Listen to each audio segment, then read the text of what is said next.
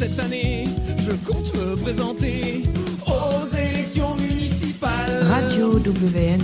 Nous sommes le lundi 9 mars 2026. Radio WNE surfe sur les élections municipales de Mulhouse. Dans une semaine, c'est le premier tour, le dimanche 15 mars. Et on reçoit Anouar Sassi. Bonjour. Bonjour Jean-Luc, bonjour Radio WNE. En tête de liste de Nous sommes Mulhouse, on va décliner le programme de cette liste et puis commencer simplement par qui es-tu, Anouar Sassi. On commence par ça et puis ensuite on attaque le programme pour savoir ce qui attend les Mulhousiens, les Mulhousiennes si tu gagnes le 22 mars et que tu deviens maire de Mulhouse. Donc déjà qui es-tu, d'où viens-tu, que fais-tu ? Avec grand plaisir. Alors, je suis Anouar Sassi, j'ai 44 ans, je suis né à Mulhouse. Le premier quartier auquel j'ai vécu à Mulhouse, c'est le quartier de la Fonderie. À l'époque, ça s'appelait rue du Manège. Puis, à l'âge de 4 ans, on a déménagé au quartier Wagner, où j'ai vécu jusqu'à l'âge de 11 ans à peu près. Puis, le quartier des Coteaux, où j'ai encore mes attaches aujourd'hui. Mulhousien dans l'âme, Mulhousien de mon histoire, de mon parcours. J'ai fait le collège Jean Massé, le collège Wolf, l'école Wagner, le lycée Charles Steussel. Donc je suis issu de l'enseignement professionnel. Immédiatement après, j'ai quand même fait des études plutôt universitaires, donc licence en droit, master en ressources humaines, ce qui m'a poussé à avoir la carrière que j'ai aujourd'hui depuis près de 20 ans, responsable des ressources humaines plutôt dans le secteur privé. D'abord dans l'industrie et aujourd'hui dans la grande distribution spécialisée. Engagé dans le tissu associatif depuis 27 ans maintenant. J'ai d'ailleurs été lauréat du Trophée des Jeunes à 2 reprises, ce qui est assez rare, sur 2 engagements différents. Conseiller municipal depuis 6 ans, engagé au sein du collectif Ouvrons les portes depuis 2 ans et depuis 4 mois en campagne pour être le prochain maire de la ville de Mulhouse. Voilà. Alors, on va revenir un brin sur ce parcours. Alors, même si j'imagine, tu l'as déjà expliqué 172 fois, mais tu es donc conseiller municipal élu en 2020 sur la liste Lara Millon, qui a rassemblé plein de gens complètement différents.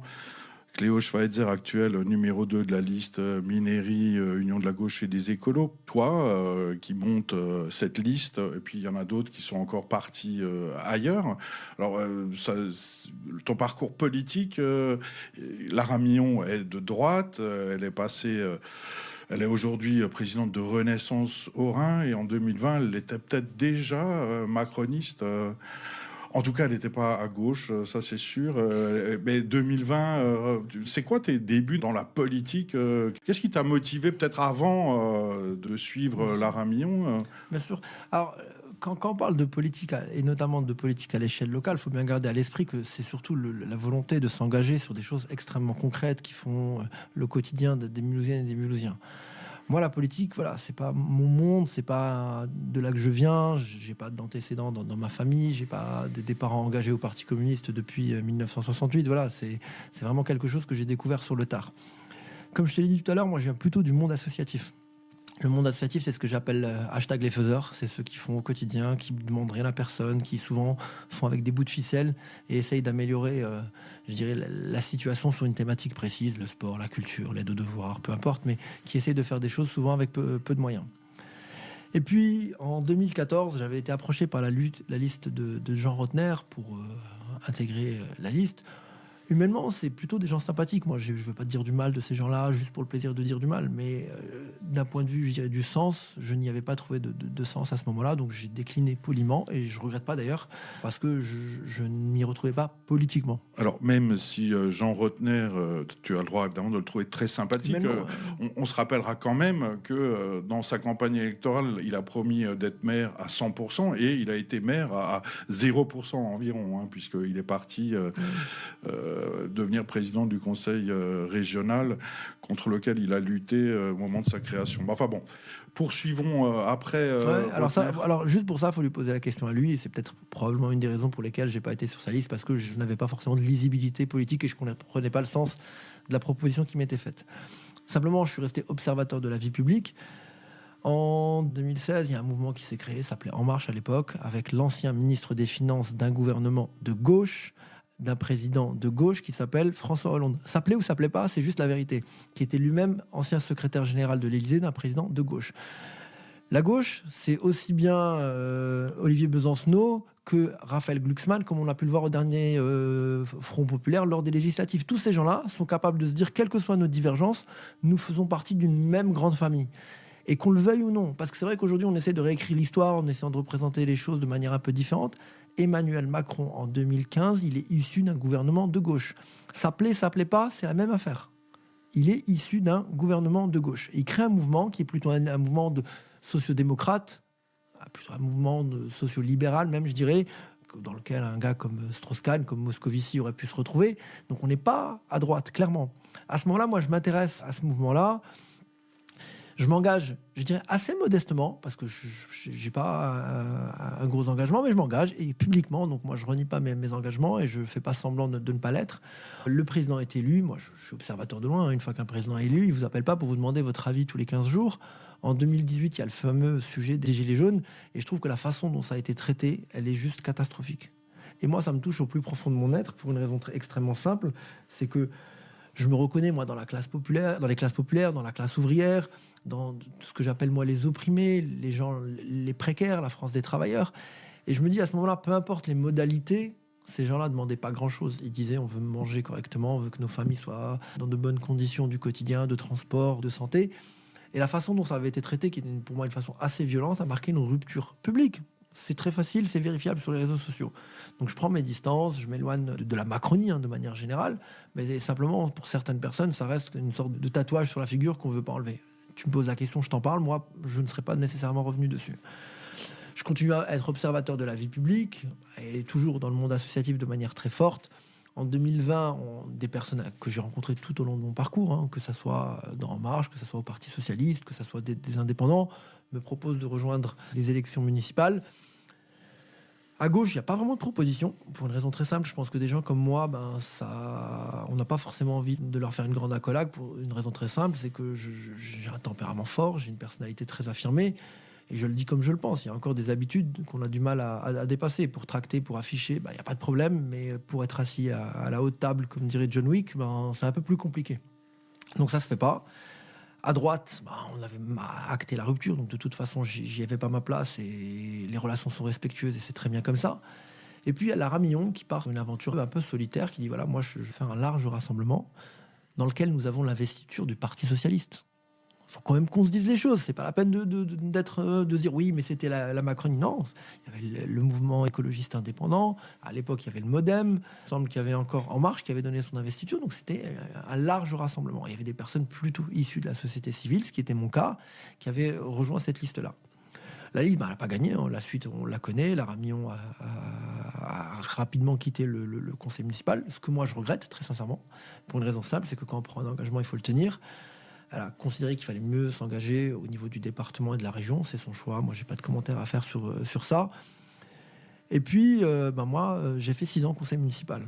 Et il y a une chose dont je peux être fier, c'est que j'ai jamais trahi les miens. Et les miens, c'est les classes populaires, c'est la classe ouvrière, c'est les travailleurs, c'est les classes moyennes, c'est le monde associatif, c'est ce Mulhouse qui est largement majoritaire et que personne ne représente. Voilà. Donc que ça soit sur les thématiques du sport, de l'éducation, de l'action sociale, 6 ans qui pour moi ont été utiles. 6 ans pendant lesquels j'ai pris le temps d'apprendre, de comprendre les mécanismes d'une municipalité parce qu'on ne s'improvise pas élu. Et puis, il y a 2 ans, on a créé le fameux mouvement Ouvrons les portes, sur lequel on reviendra très certainement. Mais est-ce que ça sert à quelque chose d'être dans l'opposition au conseil municipal ? Il n'y a aucun pouvoir, aucun budget. Si la majorité n'a pas envie de travailler avec toi, est-ce que c'est utile ? À quoi ont servi ces 6 ans d'opposition au conseil municipal ? Tu sais, je vais te dire, on a la chance d'être dans une démocratie, n'en déplaise à certains. Et la démocratie, c'est pas la dictature de j'ai gagné, je fais ce que je veux. Il y a des pouvoirs, des contre-pouvoirs, il y a le monde associatif, il y a le monde syndical, il y a le monde des copropriétés, des syndicats. Il y a tout ce qu'on appelle les corps constitués, les corps intermédiaires. Et heureusement que ça sert d'être dans l'opposition, sinon ça serait une catastrophe. tu crées des rapports de force, tu mets en lumière des sujets que personne ne met en lumière, tu as des représentations, notamment pour ma part, j'étais au sein de l'Agence de la participation citoyenne, au sein du CCAS, que je salue d'ailleurs, parce que c'est vraiment une équipe ouverte. On peut rappeler le CCAS, qu'est-ce que c'est pour ceux qui savent C'est pas? le Centre communal d'action sociale. Voilà, c'est, je dirais, l'émanation indépendante, mais issue de la municipalité qui doit gérer l'action sociale sur une ville, qui est une obligation légale, mais qui a été mise en place que en 2023-2024, il me semble. Donc, je suis administrateur du CCAS. Donc, voilà, mon parcours, il est cohérent. Et être dans l'opposition, il y a deux façons de le vivre. Soit tu le vis comme un roi paresseux, donc tu as ton indemnité d'élu, c'est pas grand-chose, c'est 200 et quelques euros, mais ça reste de l'argent public. Soit tu t'engages et tu fais vivre ton mandat, parce qu'il y a quand même des gens qui t'ont fait confiance, qui ont porté leur voix sur toi, et tu te dois d'être leur porte-voix, leur porte-parole au sein du conseil municipal. Pour ma part, ces 6 années au sein de l'opposition, elles ont été productives. J'ai obtenu des résultats. J'ai maintenu la pression concernant des infrastructures publiques, des city-stades, que ce soit sur le quartier Wagner, que ce soit sur le quartier de Roux également. La rénovation du stade Bruno Barina au sein du quartier des Coteaux. Alors c'est sûr que c'était quelque chose qui était planifié, mais c'était planifié depuis 20 ans. Et tant que tu n'as pas la pression nécessaire, tu reportes toujours à l'année d'après, l'année d'après. Là, aujourd'hui, le chantier a commencé. Bien évidemment, le mérite ne me revient pas, mais tu peux, dans une opposition saine, dans une démocratie qui se respecte, pouvoir faire valoir un point de vue et celui des gens qui t'ont fait confiance notamment. Et donc, Ouvrons les portes, au départ, c'est un mouvement citoyen. Avec qui, comment, pourquoi lancer ça alors que il y a déjà plein de choses qui existent a priori dans cette ville? Il y a plein de choses, c'est vrai. Ça serait injuste et ça serait assez prétentieux de dire qu'il n'y a pas plein de choses, mais il n'y a pas l'équivalent d'Ouvrons les portes. Ouvrons les portes, c'est, comme je le disais tout à l'heure, c'est toutes ces classes populaires, ces classes ouvrières, ces classes moyennes, ces responsables associatifs, ces sportifs de haut niveau, ces citoyens engagés, voilà, qui font le Mulhouse du quotidien. Tous ne sont pas avec nous, mais en tout cas beaucoup sont avec nous, qui ont décidé à un moment de se dire on va se retrouver volontairement. Chacun a le droit d'avoir des ambitions personnelles, mais on n'en parle pas collectivement. C'est simple. Chacun a le droit d'avoir des ambitions, et c'est respectable, mais collectivement, on n'en parle pas. Et notre démarche, ça a été de dire chaque mois, on va aller dans un quartier, on va aller à la rencontre des Mulhousiennes, des Mulhousiens, et on va évoquer avec eux une thématique. Et compte tenu de notre ancrage local, ça c'est vraiment la prétention qu'on a et on le clame haut et fort, on va pouvoir mobiliser des gens et pouvoir se retrouver pour discuter. Au départ, les gens nous regardaient un peu bizarrement en se disant c'est quoi cet OVNI? Est-ce que c'est un parti politique? Est-ce que c'est une association? Est-ce que c'est un think tank local? Et on a dit c'est juste un mouvement citoyen, on a juste envie de se retrouver et discuter ensemble sur des thématiques spécifiques. Et pendant 1 an, un peu plus d'1 an d'ailleurs, on a fait ça. Et ça a été une expérience incroyable. On a créé quelque chose. Moi, je reçois régulièrement des messages d'autres militants associatifs, d'autres militants politiques que je ne connais parfois même pas, et qui nous disent on observe ce que vous faites, et pour nous, c'est inspirant. 1 an à la rencontre des Mulhousiennes et des Mulhousiens, 1 an et demi, quasiment même, 1 an et demi à la rencontre des Mulhousiennes et des Mulhousiens, avec parfois des choses très spectaculaires, avec 500 personnes, un ancien Premier ministre, et des fois des choses très confidentielles, 20 personnes dans une salle et on discute d'une thématique, et c'est très bien. Pour nous, il n'y en avait pas un qui valait plus que l'autre, c'était des formats différents et ça nous allait bien. Au global, on a vu entre 1500 et 1800 personnes, donc pour nous, ça reste quand même une vraie fierté. On a établi un livre blanc qu'on a appelé Vision 2040. Vision 2040, c'est la promesse qu'on a fait à une petite fille qui nous a accompagnés durant tout ce temps-là, c'est de lui dire voilà le monde qu'on te promet dans 15 ans à Mulhouse. Et puis, on a fait la restitution le 18 juin dernier. C'est un trait d'humour, on a fait ça, l'appel du 18 juin. On s'est laissé l'été pour réfléchir. Ça nous a permis aussi de continuer à affiner notre proposition. Et le 13 novembre dernier, on a décidé, on a présenté officiellement notre candidature à l'élection du prochain maire de la ville de Mulhouse. Je dis notre parce que la démarche est vraiment collective. Mais avant, il y avait quand même une proximité avec Bruno Fuchs, qui est député moitié de Mulhouse, moitié autour de Mulhouse, député MoDem, si ma mémoire est bonne. Exactement. Et donc, qui est proche de toi, avec qui tu travailles. Et Dominique de Villepin, c'est pas non plus un dangereux gauchiste, puisque c'est le Premier ministre que tu évoques, qui a été invité par Ouvrons les portes. Vous avez rempli l'amphi le plus grand de l'UHA. Donc il y a encore cette proximité à droite, me semble-t-il. Alors, 2 choses. À tous les candidats, si vous n'avez pas envie de vous faire bousculer par quelqu'un, ne venez pas chez Jean-Luc Vertenschlag, il va vous poser tous les dossiers, tous les trucs qui vont vous embêter. Donc je vous le dis avec bienveillance. Alors concernant Bruno Fuchs, je vais être extrêmement clair. Je pense que dans la vie, on ne rencontre pas souvent des hommes comme Bruno Fuchs. Bruno Fuchs fait partie des rares personnes avec qui vous n'avez pas besoin d'être d'accord pour vous entendre avec lui. Et j'irai même plus loin. c'est quelqu'un qui vous force, ou en tout cas qui vous pousse à ne pas être d'accord avec lui et qui respecte profondément la divergence. C'est un homme, je le pense très sincèrement, au-delà de toutes les divergences politiques qu'on a pu avoir, et Dieu sait qu'on en a eu des divergences profondes, et j'ai eu l'occasion de discuter avec lui en aparté, je le pense très sincèrement, c'est un homme d'une honnêteté intellectuelle et d'une probité sur la chose publique comme on en rencontre rarement dans une vie, et qui va pas venir brider vos rêves, vos ambitions, vos utopies, et qui vous dit ok, je vois pas tout à fait les choses comme ça, mais vas-y, fonce. Je pense que c'est une idée qui mérite d'être creusée et qui mérite d'être faite. S'il y avait plus de Bruno Fuchs aujourd'hui en France, je pense que notre société irait beaucoup mieux, parce que c'est quelqu'un avec qui, quand on s'entend, on peut avancer très vite, et quand on s'entend pas, on sait que c'est un désaccord profondément respectueux. Je vais utiliser un terme que beaucoup utilisent, mais de manière galvaudée, et profondément républicain. C'est un homme avec qui il est facile de travailler, il est facile d'avoir des désaccords, et je vais aller encore plus loin, humainement parlant, c'est vraiment un chic type, il est vraiment sympa. Moi, je sais pas si tu as déjà eu l'occasion de discuter avec lui, je t'incite à le faire. Humainement, c'est vraiment un chic type, et il a une forme d'élégance comme on n'en retrouve plus aujourd'hui dans notre monde. Donc, je suis très à l'aise pour dire qu'avec lui, j'ai des gros désaccords, on a des désaccords politiques, des désaccords de position très réguliers. Je lui dis pas tout le temps, parce que je vais pas venir lui pourrir la vie à chaque fois qu'il prend une parole et que je suis pas d'accord avec lui, mais de temps en temps ça arrive qu'on se le dise. Mais je souhaite à tout le monde d'avoir un Bruno Fuchs dans sa vie, voilà, clairement, comme ça les choses sont dites. Est-ce que c'est un soutien de la liste Non. Nous sommes Mulhouse? Non, ça l'intéresse pas. Non, mais après, il est contre. non, mais Parce que Frédéric Bierry, président du la collectivité européenne d'Alsace, soutient la liste de Lara Millon. Le président de la région Grand Est soutient la liste de Michel Lutz. C'est un poids d'avoir des soutiens politiques pour toi? non, mais après, il faut aussi être cohérent. Aujourd'hui, Bruno Fuchs est engagé dans un parti politique, il est engagé, je dirais, dans une majorité politique. À un moment ou à un autre, il faut savoir acter des désaccords. Et je pense que c'est ce qui nous manque le plus aujourd'hui en France, c'est savoir respecter nos désaccords. En Suisse, on sait très bien faire ça. On n'est pas d'accord, c'est pas la fin du monde. On essaie de trouver des consensus. Aujourd'hui, Bruno Fuchs, il a une trajectoire politique qui n'est pas tout à fait la mienne. On a des options politiques qui ne sont pas tout à fait les mêmes. Et même, en disant ça, je me demande parfois, à l'échelle locale, quelles seraient nos divergences. Parce que c'est quelqu'un qui est plutôt issu de ce qu'on appelle la sociodémocratie. C'est pas non plus un dangereux extrémiste de droite. Il faut quand même qu'on se dise les choses, parce que parfois on laisse sous-entendre des choses qui peuvent donner l'impression qu'on a affaire à quelqu'un de radical ou de la droite extrême, ce qui n'est absolument pas le cas. Donc non, il fait son chemin politique, je fais le mien. Moi, il y a des gens qui sont issus aujourd'hui de la liste Lutz, avec qui j'ai des rapports extrêmement cordiaux, voire amicaux, mais on n'est pas d'accord. Et franchement, c'est pas la fin du monde. Ce qui est problématique au XXIe siècle, c'est pas d'avoir des amis avec qui on n'est pas d'accord, c'est d'avoir parfois des adversaires, parfois même des amis qui n'acceptent pas la divergence. Ça, c'est quand même beaucoup plus problématique. Voilà, ça, c'est plus complexe. Bon, en tout cas, pour en terminer avec Bruno Fuchs, il a quitté Mulhouse. Sa permanence a disparu de Mulhouse. Il s'est installé ailleurs. D'ailleurs, on n'a plus aucun député qui a une permanence à Mulhouse. Mais j'ai cru comprendre que tu te présentais aux prochaines législatives, cher Jean-Luc, non? Non, il y a une rumeur persistante. C'était il y a 20 ans que je me présentais aux législatives. Ça serait bien qu'on ait un député à Mulhouse. Dans 20 ans, sait-on jamais.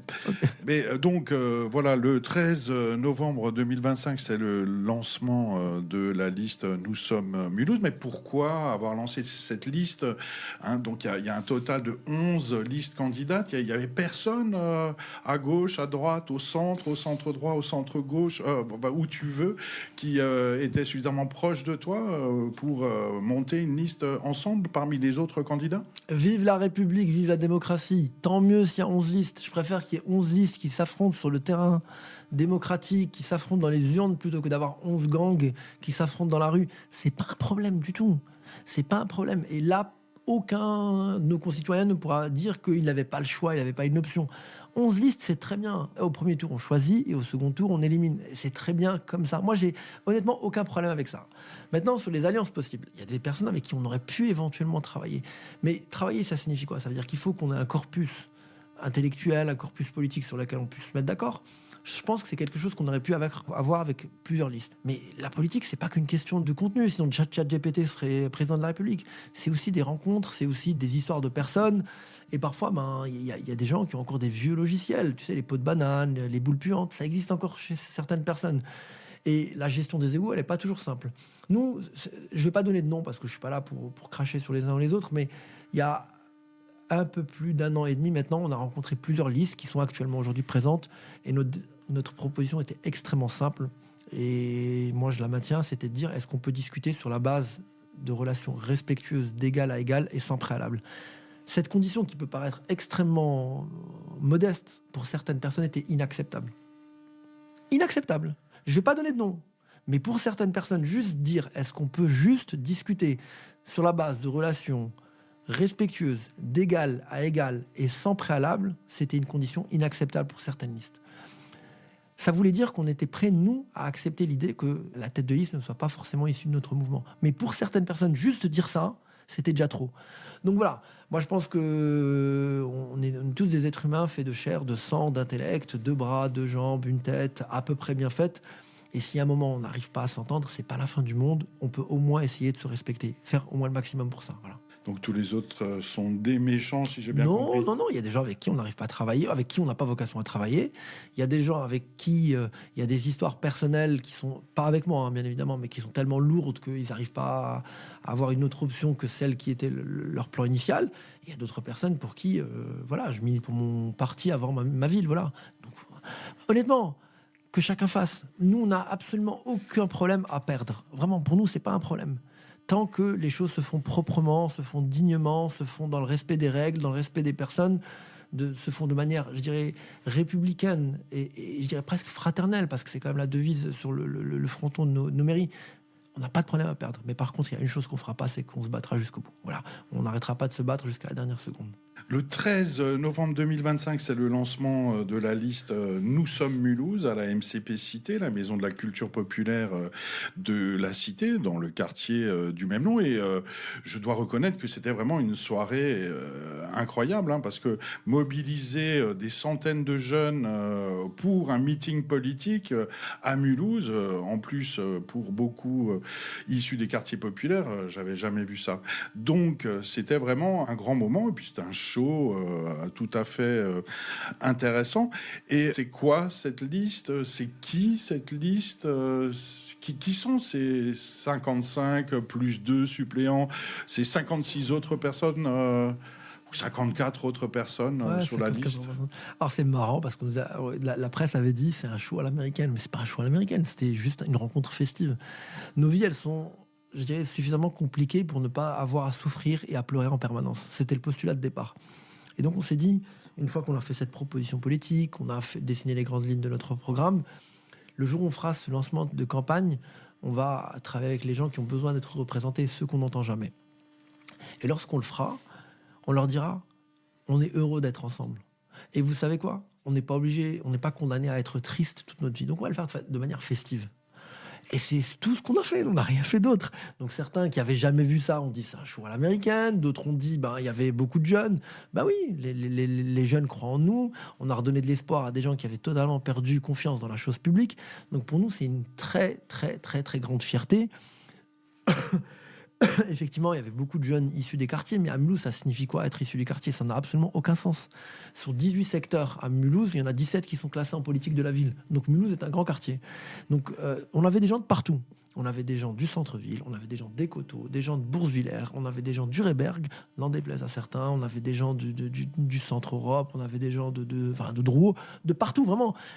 Moi, je l'atteste et on peut même revérifier les listings, on avait des gens de partout. Certains se sont amusés à dire c'est le candidat des quartiers. Oui, je suis le candidat du Réberg, je suis le candidat du Nouveau Bassin, je suis le candidat du Vieux Dornac aussi. Mais un peu aussi des Coteaux, quartier dont je suis issu, de Boursvillers, de Drouot, de Wagner, où j'ai passé une partie de mon enfance. Parce que c'est des quartiers où la République s'est absentée. Et donc, quand la République s'absente, le sentiment de confiance, l'espoir, il disparaît. Et nous, on a dit à ces personnes-là, et elles nous font confiance pour le moment, on a la chance de vivre dans un grand pays, dans un beau pays. On a la chance de vivre dans une belle ville qui a un potentiel incroyable. Si on se donne la main et qu'on essaie de bâtir un projet tous ensemble, on peut redonner cette lettre de noblesse à cette ville parce qu'elle a eu des heures de gloire. Elle a un potentiel incroyable. Elle est au cœur de l'Europe. Elle est à 1h30 de Zurich. Elle a 30 minutes de Bâle, à une demi-heure de Fribourg. Elle est 45 minutes de Fribourg, 1 heure de Strasbourg, 3 heures de Paris, 5e aéroport national en croissance. Donc, on a des atouts. Et il faut juste arrêter de se taper dessus, arrêter de s'auto-flageller et de redonner, je dirais, une touche d'espoir à ces gamins et je dirais à tous nos concitoyens et concitoyennes. On a des atouts, certes, mais on a, qu'on le veuille ou non, une image qui n'est pas forcément super positive. Hein. D'ailleurs, il suffit d'aller à Bervillers ou à Seusheim pour s'en rendre compte. Le Sungo, n'en parlons pas. Bâle, Mulhouse n'existe peu à Bâle, à Freiburg, c'est pareil. Tous les Strasbourgeois qui n'ont jamais mis les pieds à Mulhouse disent du mal de Mulhouse. Enfin, on a quand même une ville qui, malheureusement, je suis évidemment pas du tout en phase avec ça, mais qui a de temps en temps une mauvaise image, surtout chez ceux et celles qui n'y ont jamais mis les pieds. Comment est-ce qu'on fait pour changer ça ? Écoute, il y a des villes qui l'ont fait. Il y a deux options dans la vie. C'est soit tu te couches par terre et tu te regardes mourir la bouche ouverte et tu te dis, bon, de toute façon, c'est foutu. Soit tu te dis, non, bah, en fait, on va se retrousser les manches. Et on va en parler, hein, puisque tu m'as posé la question de qu'est-ce que c'est que cette liste. Bah, cette liste, c'est des chefs d'entreprise, on a des avocats, on a une contrôleuse des finances publiques, on a des employés du privé, des employés du public, on a des responsables associatifs, vraiment des sportifs de haut niveau. Vraiment, tout ce qu'on pourrait espérer, je dirais, dans un monde idéal pour faire une liste, on a réussi à le mettre sur une vraie liste. Et comme je sais que tu es un peu obsédé par cette question, il y a une vraie diversité de territoires, d'origine, de genre, de parcours. Et ça, pour nous, c'est une vraie fierté. Et nous, notre pacte qui nous lie les uns aux autres, c'est de se dire, soit on se regarde mourir la bouche ouverte, soit on se retrousse les manches et on considère que cette ville, elle a des atouts et on peut y aller, on peut le faire. Et on ne se dit pas on peut le faire juste parce qu'on est des utopistes ou parce qu'on est des rêveurs. On se dit, est-ce que d'autres l'ont fait ? Oui, d'autres l'ont fait. Les exemples ne manquent pas. Oslo, ville industrielle qui a su renaître à partir de la question culturelle. Manchester, qui était une ville avec un passé industriel incroyable, qui a totalement périclité et qui a réussi à se réveiller sur la question culturelle, industrielle également, et sportive. Tellement sportive qu'aujourd'hui, ils ont 2 clubs qui jouent la Champions League chaque année. C'est un problème pour eux. En France, on n'a pas besoin d'aller aussi loin. Valenciennes, c'est une ville qui a su renaître de ses cendres. Plus loin, Détroit aux États-Unis. Donc toutes ces villes-là, qui étaient des anciennes friches industrielles qui ont périclité, elles ont su trouver les ressources en elles-mêmes pour pouvoir renaître. Proche de chez nous, Leipzig, en Allemagne, ville industrielle, pareil, totalement disparu de la carte. Là, ça fait quelques années, capitale culturelle en Allemagne, un club qui joue la Ligue des Champions. Donc on peut recréer des choses. Il suffit d'y croire, il suffit de se donner les moyens. On n'est pas des gens paresseux, donc ça tombe bien. On a une capacité de travail et une capacité de mobilisation qui est importante. On a aussi une chose qui est marrante, c'est qu'on a plutôt une bonne image. Il n'y a pas une liste qui dit du mal de nous. Alors, attendez, on peut avoir des accords politiques, mais humainement, on essaie d'être rassembleurs plutôt que d'être des acteurs de division. À tel point que lorsque dernièrement, on a eu une petite anicroche et quelqu'un est venu jeter un caillou sur notre vitrine, même le RN disait on n'est pas d'accord avec la liste Nous sommes Mulhouse, mais ce sont des gens respectueux avec qui le dialogue est possible. On n'attendait pas ça. Mais même eux le disent. Donc, on pense qu'il faut remettre de la sérénité, il faut remettre de la civilité dans nos rapports, il faut remettre de la fraternité sincère et considérer que nous, on ne possède pas la vérité, mais qu'on est capable de reconstruire un monde plus juste tous ensemble. Il y a des gens à travers le monde qui vivent sous les bombes, qui vivent dans la précarité, qui vivent dans la pauvreté extrême. Enfin, ça va, on est quand même dans un pays qui a des atouts, qui a quand même des cartes dans son jeu qui lui permettent de rebondir. Une ville qui est quand même plutôt bien placée. Moi, je suis pas du camp des défaitistes. Je pense qu'on peut le faire et on va le faire. Bien placé, certes, mais encerclé par des riches de tous les côtés, que ce soit les communes de la première, deuxième couronne, que ce soit Colmar, Basel, Freiburg, Strasbourg. Nous, le taux de pauvreté est de l'ordre de 36. Un Mulhousien sur 3 est sous le seuil de pauvreté. Donc, et ça relève pas spécialement de la mairie.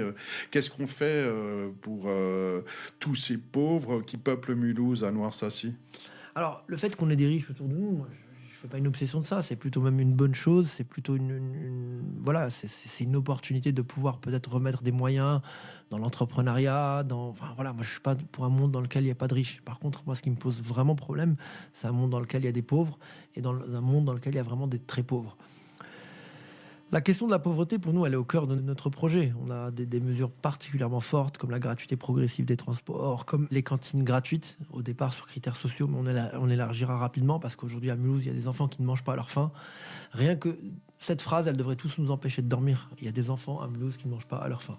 Une fois que tu l'as entendu, normalement, ça devrait devenir une obsession. Donc, c'est une des mesures fortes qu'on propose. Le maire, bien évidemment, il n'a pas la compétence économique. On n'est pas l'État, on n'est pas la région. Mais par contre, il a quand même des leviers sur lesquels il peut agir. Aujourd'hui, le nombre de friches qu'on a, qui sont délaissées, qui pourraient être utilisées pour faire autre chose, c'est dommage. En bordure de ville, aujourd'hui, en périphérie proche, on a des communes. Et tant mieux pour eux. Tant mieux pour ces communes-là qui ont réussi à installer des pôles de divertissement nocturne, avec des restaurants, avec des choses qui sont hyper compétitives et qui drainent du public. À Mulhouse, on avait des espaces pour le faire. On a des friches industrielles, je pense à celle de Darty, je pense à celle de NASA qui est à côté du marché. Ça fait plus de 20 ans qu'elles sont délaissées. Donc, c'est pas la compétence immédiate du maire, mais un maire est le porte-drapeau de sa ville. Il peut pas juste se contenter de dire c'est pas ma compétence. Bah, si c'est pas ta compétence, tu démissionnes et tu laisses la place à quelqu'un d'autre.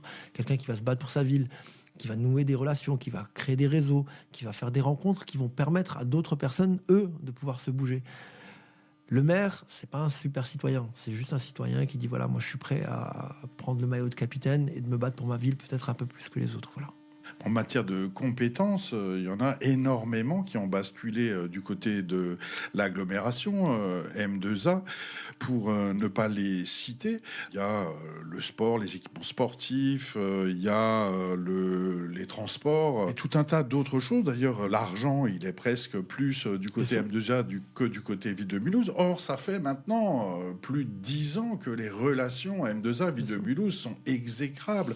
Hein, on a quand même construit une mutualisation entre les services pour démutualiser. Hein. Donc, alors on peut parler de fraternité si on veut, mais ce qui est certain, c'est que après avoir construit une mutualisation, passer des années à démutualiser, à installer la maison du territoire, le siège de M2A au bord de l'autoroute, loin du tram, c'est proprement hallucinant. Et donc il y a une bagarre, une guéguerre. Alors j'espère qu'elle s'arrêtera un jour entre M2A et ville de Mulhouse, qui se fait au détriment notamment de la ville-centre.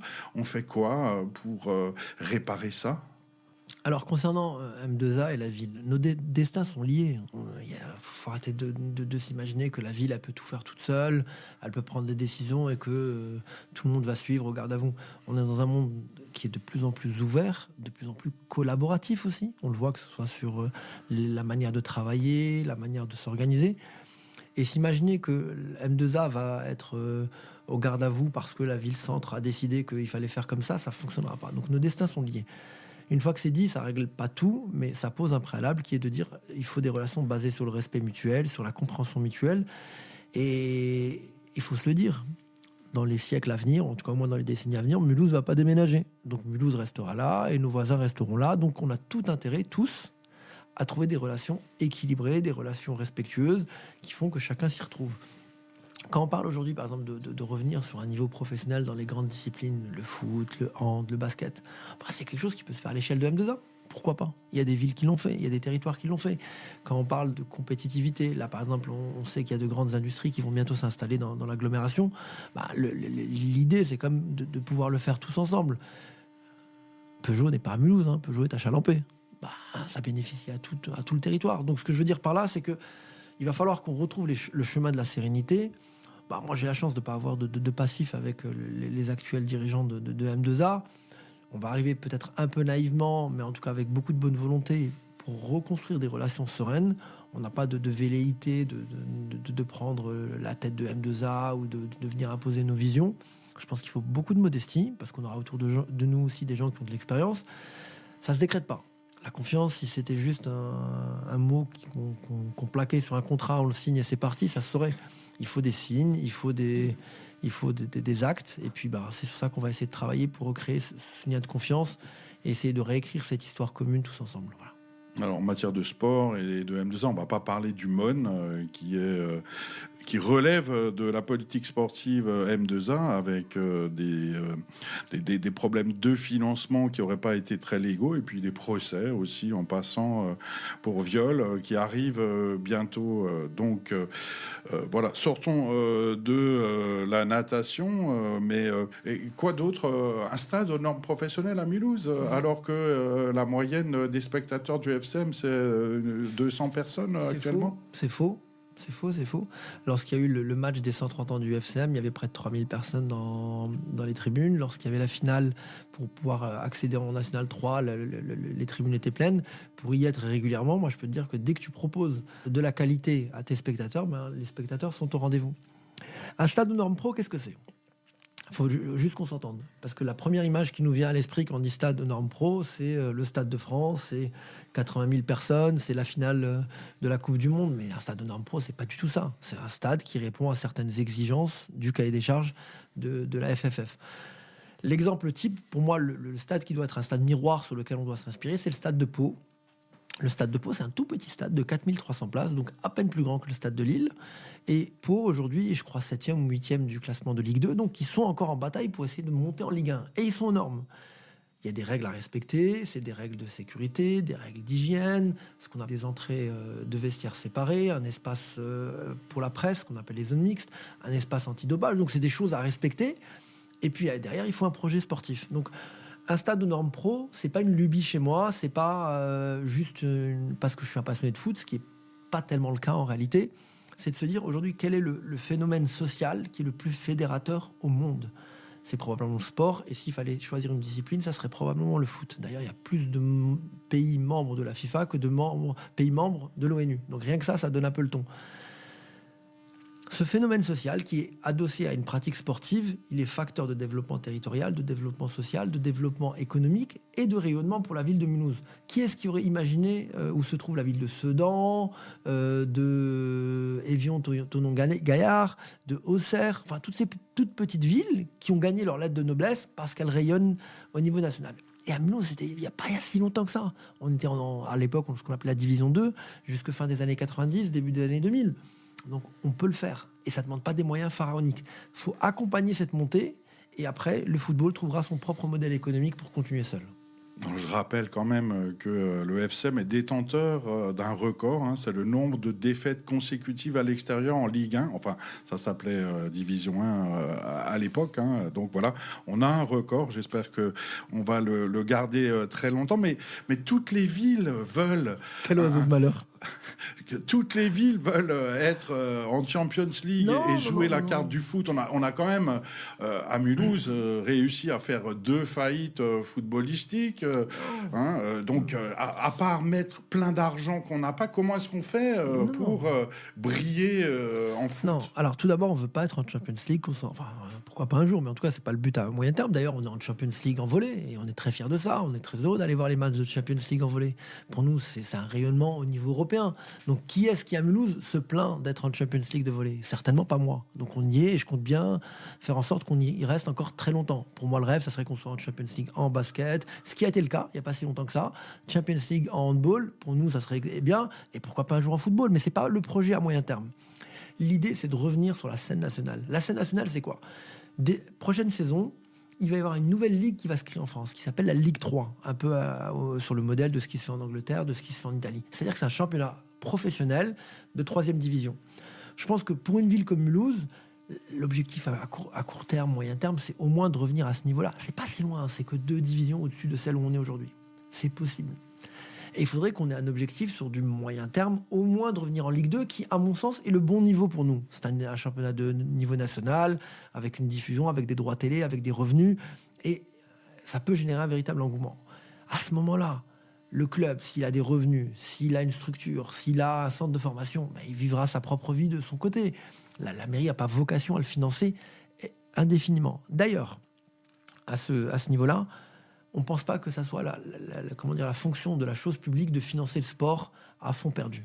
Il faut donner un coup de pouce pour démarrer, mais on prévoit, nous, dans notre projet, d'avoir ce qu'on appelle un manager du sport. Aux États-Unis, on appelle ça un fundraising manager, une personne dont la seule et unique fonction, c'est d'aller chercher de l'argent. Parce qu'il existe des mécanismes de défiscalisation, ça permet de renforcer la visibilité. et que ce manager du sport, cette personne en charge de la levée de fonds, elle puisse le répartir entre les grandes disciplines, que ce soit le volley, le handball, le basket, le football, et faire en sorte que le sport aujourd'hui à Mulhouse retrouve sa place. En matière de pratique sportive, donc il y a aussi des équipements de quartier où j'imagine que la liste Nous sommes Mulhouse veut les multiplier, mais on voit aussi que dans ces city-stades, eh bien, ce sont les hommes, les garçons, les jeunes hommes qui occupent le terrain et que les filles ont souvent beaucoup de mal à s'exprimer, à participer, à jouer. Donc il y a une espèce de sexisme, de discrimination envers les filles sur ces équipements sportifs publics. Est-ce que il y a une action à mener en la matière à Nouarsassi? Bien sûr qu'il y a une action à mener en la matière. Je dirais pas que c'est une forme de sexisme qui est en place, mais je dirais qu'il y a 5000 ans de patriarcat, donc ça laisse des traces. Il y a juste ce que Bourdieu appelait des habitus, c'est-à-dire qu'on fait comme on a toujours pensé qu'il faut faire. Ça devient, je dirais, la norme sociale. Donc les garçons vont jouer au foot et les filles vont jouer à la Barbie. Pour nous, le but, c'est pas de casser les codes, mais c'est de pouvoir permettre à chacun et chacune d'avoir la destinée qu'ils souhaitent avoir. Et si nos jeunes filles veulent faire du sport dans l'espace public, on va créer les conditions pour le faire. Pour ça, il faut de la médiation dans l'espace public, notamment des animateurs, des éducateurs de rue, qui vont permettre de faciliter cet accès à l'espace public. Mais il faut aussi pouvoir multiplier les disciplines. Nous, on n'est pas pour dire que toutes les filles doivent faire du foot et que les garçons doivent se mettre à la gymnastique pour tomber dans une caricature. On est pour dire que chacun fait ce qu'il a envie de faire. Mais pour que chacun puisse faire ce qu'il a envie de faire, il faut multiplier peut-être les city-stades, mais plutôt orienté volley, plutôt orienté basket, plutôt orienté street workout, plutôt orienté... toutes les disciplines possibles pour que chacun puisse s'y retrouver. Donc pour nous, c'est un élément important. On a 2 éléments cardinaux dans notre projet. C'est la place de la nature en ville, la place du vivant en ville. Comment est-ce qu'on recrée du vivant en ville? La promotion de toutes les égalités sur l'ensemble de nos thématiques. À chaque fois, nos propositions sont passées à la moulinette de ces 2 points cardinaux. La nature en ville, qu'est-ce qu'on fait? Parce que aujourd'hui, il y a tout un tas d'enfants de Mulhouse qui ne savent pas que les Vosges existent, qui n'ont jamais mis les pieds à la montagne, qui même parfois n'ont jamais mis les pieds dans une forêt, alors que on a le Tannenwald juste à côté. Comment est-ce qu'on peut s'emparer de ce sujet de la nature pour nos enfants et pour les plus grands à Nouarsassi? Le sujet est éminemment politique, parce que ce sont toujours ce qu'on appelle les vainqueurs qui écrivent les livres. Et quand on dit c'est les vainqueurs qui écrivent les livres, c'est qu'est-ce qu'on a envie d'écrire comme histoire et qu'est-ce qu'on a envie de transmettre comme contenu à nos jeunes, mais pas que nos jeunes d'ailleurs, même les adultes, les seniors, sur la place de l'industrie, sur la place de la culture, sur la place du sport, dans notre ville. Mais bien évidemment aussi sur la place de la nature en ville. Et la question de la nature en ville, nous, on compte l'investir de manière forte. Par exemple, on a des centaines et des centaines de mètres carrés de terrain à Mulhouse qui sont totalement inoccupés. J'ai fait une vidéo il n'y a pas très longtemps qui est sur tous les réseaux sociaux à Boursvillers. On a des terrains vagues qui sont totalement inexploités. Qu'est-ce qui nous empêcherait d'avoir des arbres fruitiers sur ces terrains-là, en libre service? On a une compétence à Mulhouse qui est la compétence, des serres municipales. Qu'est-ce qui nous empêche de faire du maraîchage urbain à Mulhouse? Faire des fleurs, c'est bien. Moi, jamais je critiquerai ça. Mais qu'est-ce qui nous empêche de faire des fruits et des légumes à Mulhouse? On a la compétence, on a le savoir-faire, on a les terrains. Maintenant, le but, c'est de dire comment est-ce qu'on met à profit tout ça et on recrée. La place des animaux. Alors aujourd'hui, j'ai été attaqué par L214 sur un sujet sur lequel on pensait avoir répondu. Ils nous ont dit vous n'avez pas suffisamment répondu, donc on va leur faire une réponse. Mais comment on protège également nos amis les bêtes? Comment est-ce qu'on fait en sorte pour avoir un air beaucoup plus respirable? Les mobilités douces, pour nous, c'est un véritable objectif, mais elles ne doivent pas se faire au détriment des plus précaires. Parce qu'aujourd'hui, c'est la pratique des mobilités douces, elle s'inscrit aussi dans le temps et dans la durée. Voilà. Au niveau social, on a la chance à Mulhouse d'avoir 7 centres sociaux, 8 si on compte les gens du voyage qui sont parmi les plus importants de France, qui comptent des centaines de salariés. Or, je sais pas à toi que je l'apprendrai, ils sont pour beaucoup en difficulté financière. La présidente du centre social Papin est sur la liste Nous sommes Mulhouse et le centre Papin est en situation de cessation de paiement. Qu'est-ce qu'on fait avec ces centres sociaux qui sont tellement importants pour Mulhouse et notamment pour les plus précaires d'entre nous? Alors, tout d'abord, juste pour être précis, il n'est pas en cessation de paiement, il est en redressement, donc ce qui prouve qu'il y a une continuité de l'activité, qu'il y a un plan, parce que le Centre Papin a une équipe aujourd'hui compétente, rigoureuse, qui essaye de trouver des solutions. Mais pour en venir de manière plus générale à la question des centres sociaux, moi je suis un enfant des centres sociaux. Voilà. Quand nos parents, après l'école, voulaient nous faire l'aide aux devoirs, c'était au centre social. Le mercredi après-midi, c'était les centres sociaux. Nos premiers projets de voyage, c'était dans les centres sociaux. Donc je suis un enfant des centres sociaux. Nous, on considère que les centres sociaux doivent retrouver leur place de cœur battant de notre ville. Comme tu l'as dit, il y en a 7. Un 8e si on compte Apona, qui est un centre plutôt thématique, qui n'est pas lié à un quartier, mais plutôt à une population, les gens du voyage. Et on considère qu'il faut redonner plus de moyens aux centres sociaux, élargir leur mission en concertation avec eux. Je rappelle que ce sont des organisations de droit privé. On n'est pas là pour leur dire ce qu'ils ont à faire, mais on peut avoir une discussion, je dirais, exigeante sur leur mission, que ce soit sur les questions de santé, sur les questions de démocratie, sur les questions de réussite éducative. Je pense qu'ils ont un rôle important à jouer. C'est des structures dont on doit être particulièrement fier à Mulhouse, mais comme dans d'autres villes. Alors, dans d'autres villes, parfois, c'est les Francas, c'est les centres Léo Lagrange, c'est les MJC. À Mulhouse, ce sont les centres sociaux qui sont très, très représentés. Et pour nous, c'est une grande fierté de les avoir parmi nous, parce que c'est souvent des équipes dirigeantes bénévoles, des équipes salariées particulièrement investies, et souvent appuyées par des bénévoles. Et tout ça au service d'un quartier. Et ça fait vivre nos quartiers. Alors, il faut bien évidemment avoir un dialogue construit et nourri avec les associations dans les différents quartiers, mais faire en sorte que tout cet écosystème de personnes qui ne demandent qu'à être au service de l'intérêt général puisse continuer à travailler, continuer à rayonner. La majorité actuelle m'a régulièrement interpellé en conseil municipal en me disant « Oui, mais il faut revoir le modèle économique des centres sociaux ». Je suis d'accord, mais on va revoir tous les modèles économiques dans cette ville, je pense, parce qu'il y a une disproportion des moyens qui est donnée à certains au détriment d'autres. Et ce qui fait la différence entre les citoyens en France, c'est leur contribution, je dirais, sociale et leur contribution citoyenne. Et bien pour les organisations à Mulhouse, ça va être pareil. Les centres sociaux ont une contribution, mais exceptionnelle. Quand on mesure le ratio entre ce qui est mis à disposition et ce que les centres sociaux et les associations, parce qu'il ne faut pas les oublier, apportent à notre terreau urbain, à notre collectivité, je pense qu'on devrait faire preuve de beaucoup de modestie et surtout d'énormément de reconnaissance à leur égard. Alors, plus de moyens pour les centres sociaux, plus d'équipements sportifs, gratuité progressive des transports, cantines gratuites, et le pognon, on le trouve où ? C'est marrant, cette question, elle revient souvent, mais elle revient de la part de personnes qui se positionnent parfois même comme, et je parle pas pour toi, Jean-Luc, mais comme les chiens de garde d'un système établi. Ces questions-là, elles se posent pas actuellement pour d'autres dépenses qui sont totalement injustifiées. Totalement injustifiées. Je vais te donner un exemple très concret. Il y avait l'ancienne fontaine, place des Victoires, qui était là. Peu importe le point de vue qu'on avait sur cette fontaine, elle a été enlevée, elle a été remplacée par à peu près rien. À peu près rien. Ça a coûté 1,4 million d'euros.